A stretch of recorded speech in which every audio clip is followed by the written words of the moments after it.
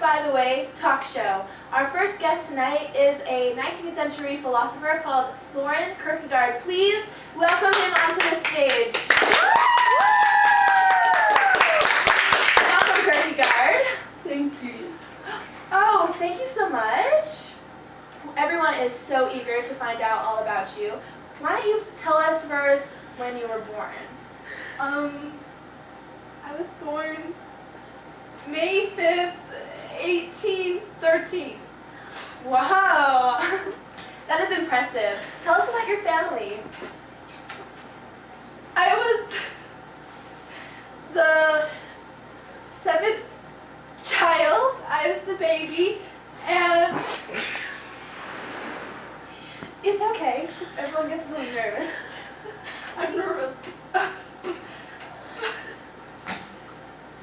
My parents were really old when they had me. Okay. Now, you went to university somewhere. What was it that you studied? I went to the University of Copenhagen, and I studied theology, philosophy, and literature. Wow, I am so impressed. You sound like a super smart person. I am. So, I did hear that you were engaged at one point to a Regine Olsen, but it didn't quite work out. What happened? Boo! Well, I really loved her, but I needed to focus on my writing. Boo! Well, one man's treasure is another man's trash, right? Okay. What journal did you work on for 20 years? About it was just You probably worked on a lot of journals for that long. Yeah. Yes. Yeah. Okay. And you have quite a few books that you published. What were some of them about, or what were some of them called? A lot of them are on religion. I do whatever speaks to me. That is good. You are the father of existentialism. Tell us a little bit about existentialism. Existentialism is when we believe that people are their own person, and we make our choices for ourselves, and no two person is the same. Woo! Woo! Yeah! Thank you for being on the show, Kierkegaard. Thank you for joining us. We'll be back after the break.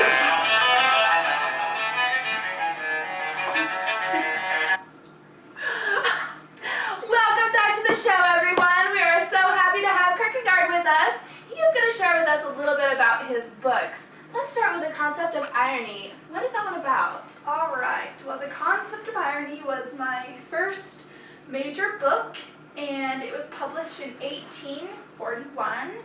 I published it under a different name because I didn't really want people to know about my views. I didn't want to put myself as one view, if you know what I mean. Yes. Very smart. What about Fear and Trembling? Fear and Trembling and Repetition is the story of Abraham and Isaac, and Abraham decides to sacrifice his son because that's what God told him to do, and I don't feel like that's right, because just because God told us to do it doesn't mean that it's necessarily right, and we do unethical things if someone tells us to do it. That is a very interesting view. Tell us about concluding the scientific postscript. That one sounds like a very interesting one. Concluding scientific postscript. This is a critique of philosophical system building, and I worked really hard on this one, and yeah. That's good to know. All right, how about a practice in Christianity? I heard this one had some difficult time getting out there and published. I heard it kind of brought some controversy. It did. People didn't believe what I had to say, and they thought my views were wrong, and other people had different views than me, and they took it as an attack on the church, which I kind of wanted it to be that way. Oh, okay. Now, so the last book that you wrote was called Either Or. So tell us a little bit about that book.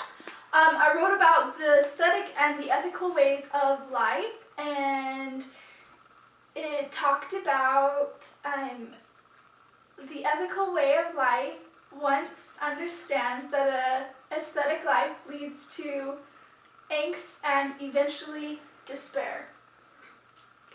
That sounds fascinating. Now, as a surprise to the audience, we are giving away a copy of Either Or. And I'm going to pick someone randomly from the audience. Let us see who it will be. Oh, we have a winner. We have C.